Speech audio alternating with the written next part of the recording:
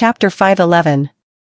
But if everyone learned that you're Hernandez's granddaughter, as well Alice of the Metropolis, and even have an intimate relationship with me, do you think they'd let you go? Maisie looked at him with a neutral expression. So I have no choice but to work with you? Daniel shrugged. You just need to lay low. We'll take care of everything. Maisie smiled and raised the wine glass, but there was no joy in her eyes. Let's work together then. Daniel didn't touch his glass as he seemed to have seen someone. He squinted, and his eyes flashed.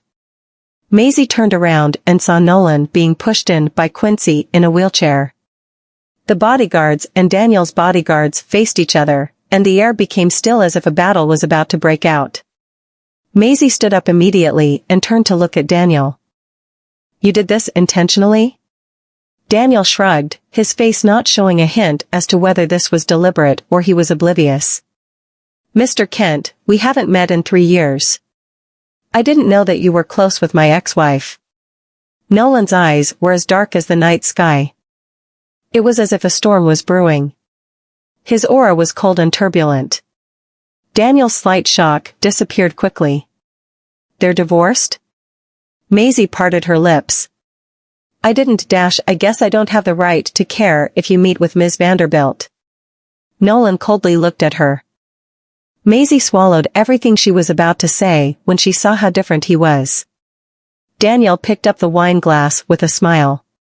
You're not resting, but instead came here. Aren't you worried that I'd don't you dare? Maisie's face sank, but Daniel didn't seem to care. If you're already divorced, why do you still care about him? It's none of your business. Really? Daniel slowly stood up and sounded condescending. You are my partner. You. Partner? Nolan's expression changed, and he scoffed. I guess you no longer care about your grandfather. No, there's no need to explain, I don't care. Nolan ignored her explanation. Quincy, let's go. Quincy nodded and pushed the wheelchair away. Maisie wanted to follow, but Daniel's creepy voice said, since you bumped into each other and he doesn't believe you. Why do you still care about a dying man? Daniel Kent, it's a waste of fresh air for an emotionless man like you to be alive. Maisie's arms that were held close to her body relaxed. She then turned around and looked at him. Why would Nolan suddenly show up here? Daniel shrugged. I really don't know. You pushed me under the bus once, so I can't trust you anymore. Maisie picked up her bag and was going to leave with Sadai, but Daniel put down his glass. Aren't you the one who told him? His eyes were piercing and dangerous. Just like when they had met for the first time.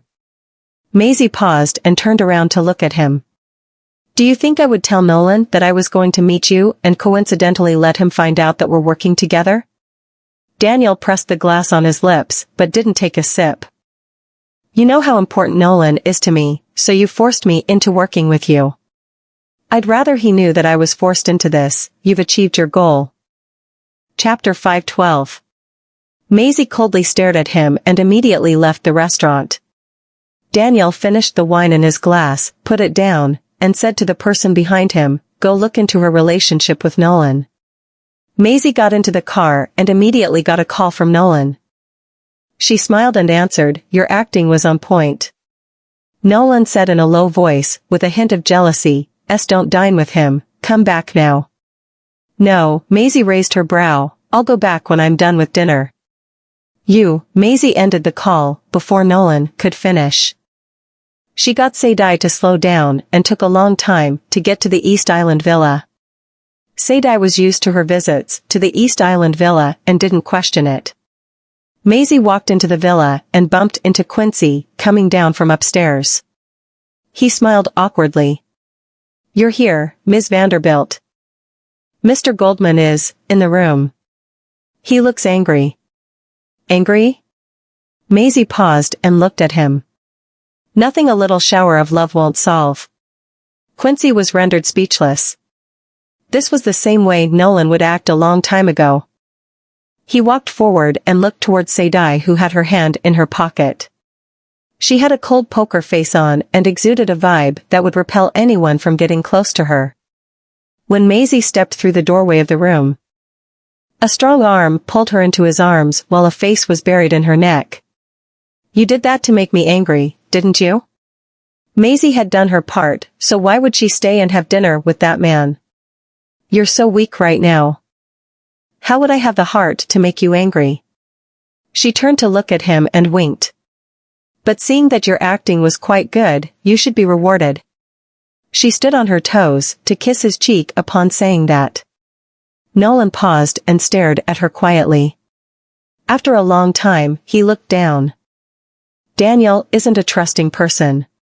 He will definitely look into us and might not believe that our relationship has really ended. He can go ahead and investigate. Doesn't everyone in Bassburg know about our divorce? Nolan's eyes froze when she mentioned that. He subconsciously held her tight and said in a low voice, "Z, would you believe that I wasn't the one who announced our divorce?" Maisie paused and subconsciously said, "Yes." She was surprised as to why she could believe him just like that. Nolan turned her around and held her face in his hands. "I love you, Z." Maisie was surprised, and her eyes wavered. "What did you say?" "I love you. It's something I've wanted to say 3 years ago." Nolan looked deep into her eyes.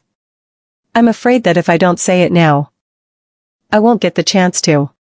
His love for her was bone deep, a love that he would sacrifice his life for.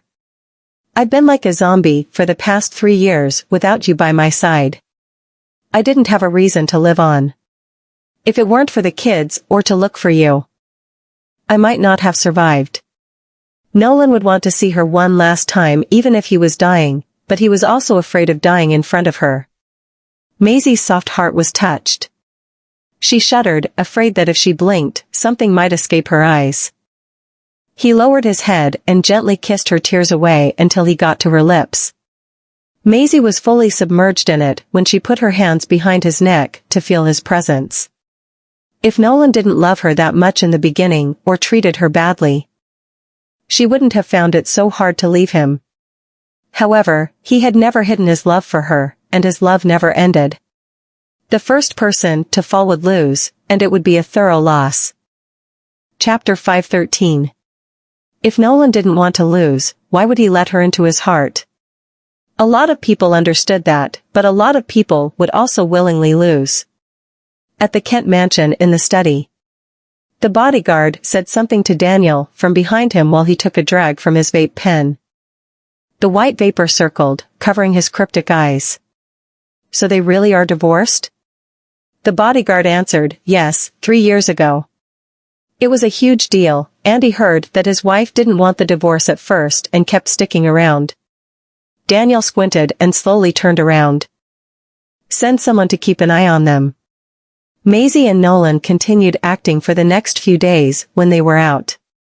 Maisie's relentless pursuit and Nolan's annoyance were even blown up by the media. After the news of Alice pursuing the Goldmann heir got out, a lot of people were shocked. They knew that Nolan had been married and divorced before, and he was a sick man. Alice was Mr. Henry's daughter, the head of the metropolis. She could have any man she wanted, but instead, she went for a man with a disease. People were surprised. In the papers, Nolan didn't seem to reciprocate the passion Alice was showing. Some of them even revealed Alice and Daniel's meetups. The media in Stosslo knew that Daniel was on Roger's side and was against the Goldmans. They speculated that Nolan's rejection was because of Alice's stand look. "This makes me look pathetic." Maisie read the paper. Although the content was a little overboard, it did have a good effect. Nolan held her in his arms while seated. "Yes, but now Miss Henry is in my arms, what are we to do?" His eyes flashed, and he had a mysterious grin on. Maisie blushed and looked shy. "You still want to get it on with me? You don't deserve it now." "Why don't I deserve it?" He held her down and kissed every inch of her. Only God knew how much he had to control himself when she was around him. Maisie's chest rose and fell as anywhere that Nolan's palm touched burned like a flame. but logic snapped in, and they didn't go all the way. He kissed her lips, the tip of her nose, and her forehead lovingly. I'm happy enough to have you by my side. Z. Love could be controlled even when holding back was tough. Maisie's mesmerizing eyes stared at him and beamed. She then turned around. Really? I think you look better with no clothes on. Nolan paused, then squinted. Do you know what you're saying? Yes. But you can only hold it in. Maisie deliberately ran her soft hands over him. Nolan clenched his jaw and said in a low voice, Z, are you sure? Maisie raised her brows with suspicion. Nolan suddenly pulled protection out from somewhere, and her jaw dropped. Can you? He chuckled. I've asked Derwin, I can. When? When did you ask? A few days ago.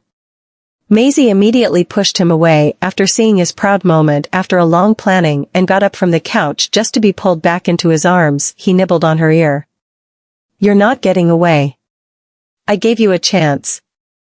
Chapter 5:14. Nolan lowered his head and kissed her cherry lips, but she was just as eager and thirsty. The moonlight shone on Maisie's face, amplifying her beauty. Her long soft hair hung on Nolan's arm as he hugged her in his arms sideways, eyes filled with love. Staring at her more gently than the moonlight. He wished that time could pass slower so the time he could spend with her would last longer. At that moment, the phone he left on the table lit up. Nolan carefully got up to get his phone, but what he saw dimmed his eyes. The next day. Maisie didn't see Nolan when she got up. She picked up her phone just to see a new headline. #shocking, Ms. Henry is actually Hernandez de Arma's granddaughter who turned to support the prince when her grandfather went missing. Maisie scrolled through her phone. All the news sites seemed to be reporting about her identity. She turned pale. She immediately got out of bed and made a call. Mr. Kent, what is the meaning of this? I should be the one asking. You've had a brilliant performance with Mr. Goldmann. If I hadn't sent someone to spy on you, how would I know that our Ms. Vanderbilt here is still with her ex? Maisie's eyes dimmed. Still reverting to old habits? Turns out you like to secretly observe people? How else would I find out that you were working with Nolan to trick me and redirect my attention? Trick you? Maisie laughed. You look too highly of yourself. You forced me into this partnership. Now that you've exposed my identity, Mr. Kent. Good luck. Maisie hung up with a frown. She wasn't expecting to be exposed so soon. She turned around but was startled by the man standing behind her. When did you find out? Nolan massaged her furrowed eyebrows. I already found out when you made a call. I knew he was going to find out, just didn't expect it to be so soon. Maisie put her hand under her chin, but it was not the right time to play her trump card yet. Nolan cornered her in front of the window and pressed his body up against her. Why would a divorced couple stay together for so long? Maisie held her arms against his chest. Nolan, do you want the people down there to see this? She had slept over without bringing a change of clothes, so she was just wearing his shirt. Any minor movement would expose too much. Nolan kissed her. There's no one downstairs. Nolan, that's enough. I have problems to solve. Maisie shuddered because of his kisses, her blood beginning to boil. A sick man should behave like a sick man. If this went on, she would be helping a bad man get his way. Nolan held his hand behind her waist and smiled. Don't worry about the news. This matter will be covered by another piece of news soon. Royal Finance Minister Robert's son out of wedlock said his father was involved in billion-dollar misdealing bribery and is planning to overthrow the royal family. Robert has been brought in for questioning. Her Royal Highness Queen Anna said if it's proven that this was Robert's plan, his authority will be retracted, and he will face a life sentence. Maisie sat in front of the television watching the news report and was shocked. All the media outlets broadcast the breaking news about Robert, but not a single one of them reported about her identity. Chapter 5:15. Nolan supported himself on the table next to her and leaned down, the light scent of lavender pervading the air. Do you believe me now? Maisie turned around to look at him. Robert is Roger's right-hand man and his vault. How did you find out about this? All thanks to Wesley. Nolan grinned. They seem impeccable because they paid the people well enough. His son didn't want to sell his father out at first. What made him change his mind? He wasn't satisfied that he was always second class compared to the children he had with his wife. Nolan held her hair between his fingers. Wesley tried to rope him in and made promises. Do you think he would choose to be a secret son or to have power? I guess power. Maisie looked down. No one could reject the temptation of power since the dawn of mankind. When men had power, money, and women would naturally follow. Nolan smiled. The only mistake Robert made was not treating his son right. When people had everything, it would be tough to feel content and would want more. Maisie put her hand under her chin. Now that Robert is being investigated, won't Roger do anything? He smiled. Probably busy covering up. Maisie and Nolan went to Wesley's home in the afternoon. Wesley's home was in a private estate. There were 2 football field-sized clearings behind the villa for golf. The field next to the villa that was fenced up was his private horse ranch. Wesley brought a few documents and placed them on the table. These are name lists I got from Mark O'Brien. They're the names of people who run the smuggling operations for Robert, but they had already fled by the time the police got there. Nolan scanned through the documents. They couldn't have gotten far. If the police didn't get to them first, Roger's men should have taken them. Sadly, Robert's investigation will not affect the election. It'll carry on after 3 days. Nolan looked at Wesley with dim eyes. Roger would have to remove himself from Robert's investigation, and he still has Gregory. Gregory will probably take out Robert, just to be safe. Unfortunately, they only had 3 days. After 3 days, things would get complicated when the person Prince Roger nominated became the new president. What if we could stop the election? Maisie asked calmly. Wesley was shocked. That's not possible. Maisie smiled. Other than their people, aren't the citizens involved in the election too?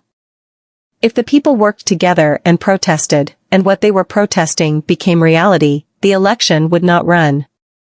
Wesley was surprised and couldn't help but ask, is there something that's more important than their benefits? Maisie pointed a finger at Nolan. What about his disease? Nolan was stunned, then smiled. You want to make my condition known? Wesley looked at them, confused. What is happening? Maisie got up and walked aside. Nolan is the first victim of the new virus. Wesley was stunned and looked at him with a shocked expression. You. Chapter 5:16. Maisie spoke again. 3 years ago, Uncle Irwin told me that the outbreak of the virus 30 years ago was caused by a group of people. They were studying the virus, and those people were the nobles. Wesley was stunned. His face was turning pale as he stammered, the nobles? They were studying the virus? Maisie turned around and continued. My grandfather is the only person who knows everything about the outbreak 30 years ago. However, he's gone missing. She rested her chin on one hand and said, They made their move on my grandfather during the election year because they knew he would expose what they had done 30 years ago on election day. Getting the negative vote was just a diversion. If that was what they really wanted, they wouldn't have to push Hernandez so far to the point that she couldn't even find him right now. Wesley clenched his fists tightly and said, It seems like the accident during the 2 years of my grandfather's presidency should also be related to the virus. After that, he turned to look at Nolan and asked, When did you get infected with the virus? Setting his jaw tightly, Nolan replied, 3 years ago. Wesley was stunned. Then the doctor and the few nurses that got killed 3 years ago, Nolan nodded. Maisie put her phone on the table and said, "It's Daniel who ordered Rowena to infect you with the virus." Nolan frowned deeply, and his gaze turned deep. "I recorded my conversation with him that day at the restaurant. At the very least, we can prove that he's still in possession of the ingredients for the new virus research with the recording." She played the recording. However, the recording was breaking and filled with noises. They couldn't hear anything clearly at all. When she realized that they had lost their evidence, Maisie's expression changed. How could this be? Although Nolan seemed to be smiling, his smile did not reach his eyes. "It seems that he was already watching out for you when he revealed everything. I guess he should have brought an audio jammer with him. Daniel is very cunning. He doesn't trust anyone around him, and even the prince trusts Robert and Gregory more than him." Wesley got to his feet after he finished speaking. "However, if we're going to start with the matter of the virus, there's one more person who can help us. I'll give him a call now." Maisie had been under the impression she had outwitted Daniel and gotten something on him, but it turned out that she had overestimated herself. She had been defeated by Daniel many times, and she swore that she would get back at him one day. Nolan picked up a glass and chuckled when he saw the unconvinced expression on Maisie's face. "Z, do you know why I haven't disclosed my condition until now?" Maisie turned her head around to look at him. He took a sip from the coffee and said, 3 years ago. Your grandfather came to me and told me about the outbreak back then." Maisie was dumbfounded. She sat beside him and asked, "My grandfather told you before?" "Yes." He turned to meet her gaze. They were so close that they could sense the heat of the breath from each other. "The virus your mother was infected with was the so-called vaccine the Kents had given to your grandfather. Those vaccines had been the virus. Back then, the nobles had claimed to have a vaccine against the virus for the public, but it was very expensive. Thus, they sold it to those merchants, who sold it to the market at a high price. This was also the reason those who had used the vaccines were still infected with the virus." Chapter 517. Your grandfather said your great-grandfather used to spend a lot of time in the study room. I think he should have kept the clues that your great-grandfather left behind. Maisie returned to her senses. The study room at the DeArma mansion? That's right. Grandpa should have known that those people would come for him, and he would definitely have prepared for this in advance. Nolan grabbed Maisie's hand and said, "Z, there are 2 reasons I don't want to disclose my conditions. One was I didn't want you to know about it, and second, I'm guessing that they wouldn't dare to disclose it." He had been infected with the virus for 3 years, yet the media still did not know what illness he had until this day. In other words, he had won the bet. Since someone was doing the experiment and the election was around the corner, the virus would only be more detrimental to them if it were made public before the election. Just like you said, the only way to prevent the election from happening is for me to disclose the truth about my infection. Nolan said in a serious manner, "Z, it's going to become very dangerous from now on. I hope that you can." Maisie smiled and cut him off. "Hope that I can stay out of this?" Nolan did not say anything. "Since I'm already here in Staslow, that means I'm already in the game. Besides, I need to get back at Daniel as well." After she finished speaking, she rose to her feet. "I want to go to the DeArma mansion." Sadie stopped the car in front of the gate of the DeArma mansion. Ever since Hernandez had gone missing, the gate of the DeArma mansion had been locked up. The maple tree in the courtyard had turned red, gradually replacing the green leaves. Maisie got out of the car. She turned her head to look at Sadie, and the latter went forward to knock on the door. However, nobody came to answer the door even after they waited for a long while. They reckoned that the servants must have left, so Sadie kicked the door open. Both of them walked into the living room. The tea on the table had dried up. A few teacups were knocked over, and there were some brown stains on the white tablecloth. Most of the valuable stuff was still in the living room, and it seemed to them that the servants had left in a hurry. "Miss, there's a bullet in this broken vase. There are also bullet marks on the wall." Sadie squatted down and picked up the bullet from the vase fragment in the corner as a layer of ash fell from the root of the wall. Maisie nodded. "I think they must have taken away the servants." Suddenly, she thought of something and rushed upstairs. As she expected, it was a mess in the study room. Their target was the study room. Then, her phone rang. She pulled her phone out, and her face sank when she saw the name. She answered the call and put it near her ear. A low chuckle came from the other side of the line. "Miss Vanderbilt, you're in the de Arma mansion now?" The corner of Maisie's mouth curled up as she replied, "Did you send someone to keep an eye on me again, Mr. Kent?" "Unfortunately, my men over there saw you," Daniel chuckled. "You're looking for the truth about the outbreak that happened 30 years ago, right, Ms. Vanderbilt?" "I already know the truth. It doesn't matter to me if I can find it or not." Maisie walked up to the window and looked toward the garden in the backyard. "Let me guess. The reason you asked your men to stay around the de Arma mansion is to get rid of my grandfather when he returns, right?" Daniel laughed and said, "You're smart, Ms. Vanderbilt. However, it's not a good thing to be too smart sometimes." Maisie's face sank. "Are you going to kill me as well, Mr. Kent?" "Of course not. Why would you think that way? You're my precious pawn to fight against Nolan. As long as I have you in my hands, what do you think Nolan will do?" Chapter 518. Maisie hung up the call, and her face was getting darker and darker. Sadie approached her and said, "Miss, someone is coming. We need to leave now." "He's not going to let us both walk out of here," Maisie said as she tugged at Sadie's arm. She turned to look at her and said, "But at least one of us can get out of here." Sadie frowned.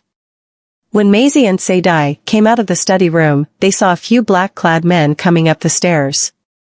"There they are." They rushed toward them when they noticed them. Sadie pushed Maisie aside. "Miss, you go first." Maisie looked at her and said, "Remember what I said just now, and be careful." Sadie was stunned. She looked at her back for a long while before nodding. After that, Sadie took off her jacket and dashed toward the group of men while Maisie tried to run away through the staircase at the back door. As soon as she came out of the door, someone appeared and grabbed her arm. "Try to run away?" Maisie raised her elbow and struck him in the face. While the man staggered back, she raised her leg and delivered a kick at him, sending him to the ground. As soon as Maisie made quick work of the man, another man showed up with a pistol in his hand. Just when he was going to pull the trigger, Maisie swiftly grabbed his wrist to point the gun elsewhere. She then tripped him and used an over-the-shoulder slam to drop him on top of the man who was just about to get up. She took his gun away and swiftly shot him in the leg.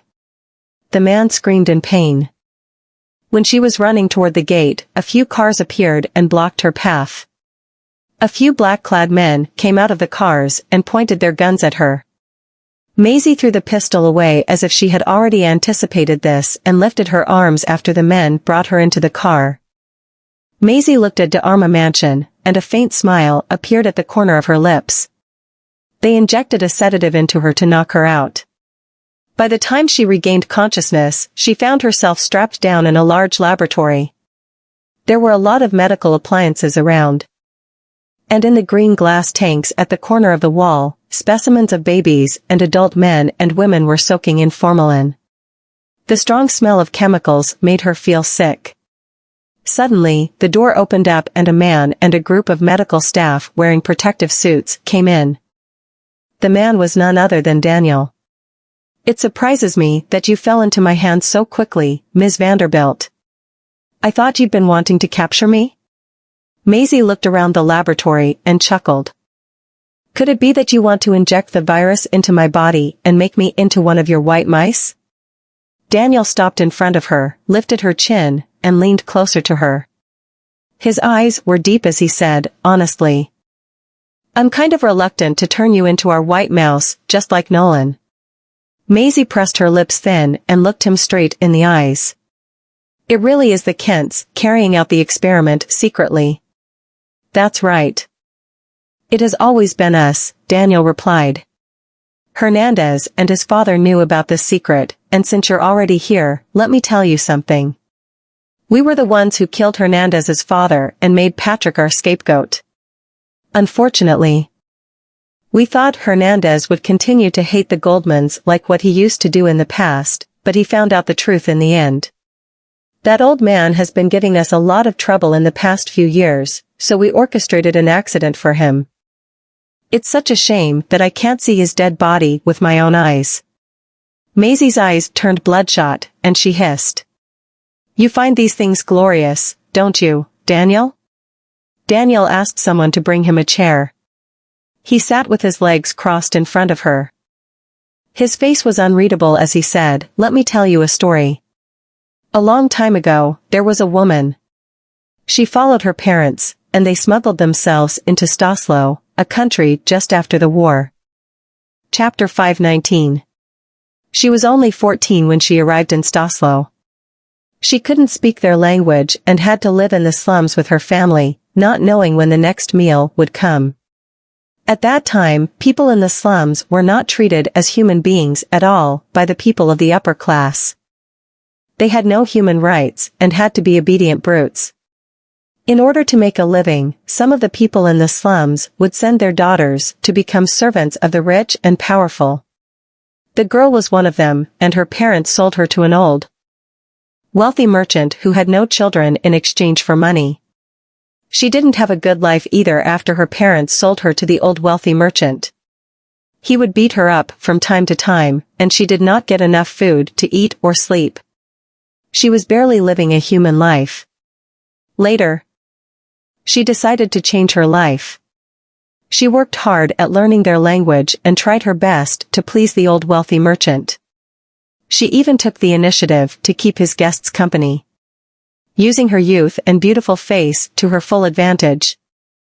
She was able to please those guests and bring in a lot of wealth to the old wealthy merchant. The old wealthy merchant was delighted, and he took her, an insignificant servant, in as his foster daughter. However, she also turned herself into a person she disliked. The silver lining was that luck was on her side. When the old wealthy merchant died of illness a few years later, the woman rightfully inherited all his property and turned herself into a socialite of the upper class. The woman was 25 years old when she met her dream man. He was a doctor who had returned from studying abroad. He was an ambitious, motivated, and aspirant young man. Unfortunately, he failed the postgraduate entrance examination, and in frustration, he met the woman. He was different from those men who tried to win her favor through flattery. And he quickly gained the woman's heart. The woman admired him very much, and she decided to support his career. The two of them supported each other for 3 years, and then they got married. The woman was bent on helping his career. He wanted to develop a medicine that could inhibit cancer and even disease.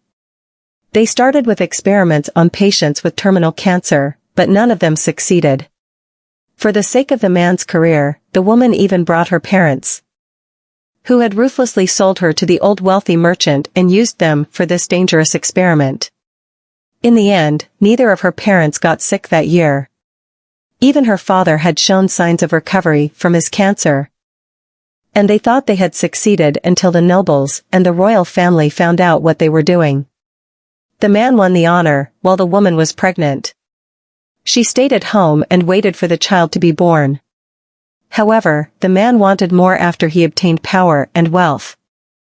And he soon grew tired of the woman. He began to find all sorts of excuses to avoid the woman, and he was not happy even after the woman gave birth to a baby boy for him. The man was not content with what he had now. He wanted to be the son-in-law of the royal family. So he went out of his way to woo the eldest daughter of the emperor, who was more beautiful and of more noble status than his wife. Unfortunately, the eldest princess was born with all the glory, wealth, and power. She might even be the future queen, so no matter what he did, she always gave him the cold shoulder. Besides, as someone as prideful as she was, how could she possibly fall for a married man? The man tried his very best to win the eldest princess' heart, but to no avail. However, he was not going to give up just like that. In the end, he came up with a plan. He was going to arrange an accident for the eldest princess when she came to the slums to appease the crowd, and then he would swoop in and save her as a hero. However, before he could do anything, the eldest princess was rescued by an insignificant hoodlum in the slums. The hoodlum even ended up being the eldest princess' royal guard. The man was not happy with the outcome. This was because the eldest princess had been treating him like an invisible. Yet she was treating the hoodlum with respect. Chapter 520. Daniel raised his head and looked at Maisie. I think you don't need me to tell you who the eldest princess and the hoodlum are, right? Maisie chuckled silently and replied, So? So? The woman you're talking about is the woman who founded the Kents. And she's your grandmother. Bingo. There was no emotion in Daniel's eyes. He looked straight at Maisie as if he was looking at a corpse and continued. That old wealthy merchant is not related to us by blood. Thanks to my grandmother. She has continued his bloodline. It was your grandfather who infected the eldest princess with the virus and caused the outbreak, wasn't it? Daniel leaned back slightly in his chair. He looked at her with a cold smirk tugging on his lips and said, Usually it is better to destroy what you can't get. In the end, it's all because of my grandfather that the prince has the power and status he has today. His grandfather had drawn Prince Roger, the illegitimate son who was not valued by the royal family, to his side. As long as he could bring the eldest princess and her forces down while getting the support from those people and making Roger the king, unfortunately, their plans would always be foiled by Patrick and the eldest princess. Seeing that the eldest princess was becoming increasingly respected by the people and valued by the king, they had come up with another plan. They would spread the virus amongst the people in Staslo. As long as the eldest princess's hands were tied and couldn't solve the outbreak, she would soon lose the support of the people and fall from grace. Shrugging, Daniel continued. After all, the eldest princess was the faith of the people at that time. However, if even their faith couldn't save them, do you think they would still believe in the eldest princess? Maisie looked at Daniel deeply. Suddenly, she thought of something and asked faintly, How about the outbreak that happened 30 years ago? Daniel stared at her, and his eyes turned glassy for a moment. The outbreak from 30 years ago? He paused for a moment before chuckling and saying, It was just an accident. The way he answered her question with a nonchalant attitude and his light-hearted laugh sent a chill down Maisie's spine. An accident? You intentionally threw the virus into the water tank of the hotel, and you call it an accident? Daniel slowly got up to his feet and unbuttoned the button on his suit with one hand. He walked to one side and said, No matter if you believe me or not, it was indeed an accident. I was just an ignorant and immature kid at that time. I threw the chemical I stole from my father into the water tank. Honestly, I was very annoyed that my father kept working on that stuff, and because of that, he didn't even care about me and my mother. Daniel approached the green glass tank and turned his head around to look at Maisie. Then, he asked, Do you know who they are? The male and female dead bodies. Maisie did not reply. They are my father and mother, Daniel replied, offering Maisie a creepy and cold grin. I really didn't know what that was. My mother mistakenly took the water from the hotel, and she had a fever after getting home. The doctor didn't detect the virus at first, so he only prescribed an antipyretic to her. Daniel put his hand on the green glass tank and continued. A year later, my mother couldn't stop coughing up blood, and it was only when she returned to the doctor that we all knew she was infected with the virus. And it was also at that time I learned that the thing I had thrown into the water tank was the virus that my father and even my grandfather had been working on. Maisie gnashed her teeth and hissed. Do you know how many people have died because of your accident? How about my mother? Her eyes went bloodshot as she screamed, the vaccine you gave to my grandfather was the original virus.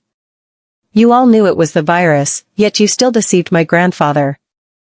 What had the de Armas done to deserve such a treatment? Daniel laughed when he heard what Maisie said, but his smile did not reach his eyes. You can't blame us. It was his daughter who had to go to the affected area as a volunteer. Hernandez had been looking everywhere for the medicine. And we were just helping him by giving him the vaccine.